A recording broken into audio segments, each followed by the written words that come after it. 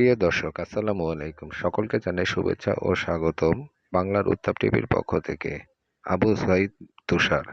বর্তমানে সামাজিক যোগাযোগ মাধ্যমে একটি বিরল ঘটনা ঘটেছে, যা সামাজিক যোগাযোগ মাধ্যমে খুবই একটি ভাইরাল। সেটি হচ্ছে কুষ্টিয়া জেলার পদ্মা নদীর উপর পানির ঘূর্ণায়মান প্রবাদ। এটি গত কয়েকদিন আগে ঝড়ের পরে এই ঘূর্ণায়মান প্রবাদটির সৃষ্টি হয়। কুষ্টিয়া জেলার পদ্মা নদীতে হঠাৎ বায়ু বেগ বাড়তে থাকে। পরে কিছুক্ষণ পর নদী থেকে এই বায়ুর দ্বারা নদী থেকে ঘূর্ণায়নের সৃষ্টি হয়ে পানি আকাশের বুকে উঠতে থাকে, বিশাল ধোঁয়ার সৃষ্টি হয়ে। পরে নৌ চলাচল স্বাভাবিকভাবে বন্ধ হয়ে যায় নদীপথে এই ঘূর্ণায়নের প্রবাদের সৃষ্টির কারণে।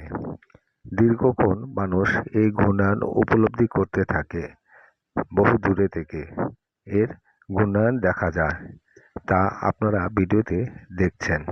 এটি সামাজিক যোগাযোগ মাধ্যমে খুবই ভাইরাল একটি ভিডিও।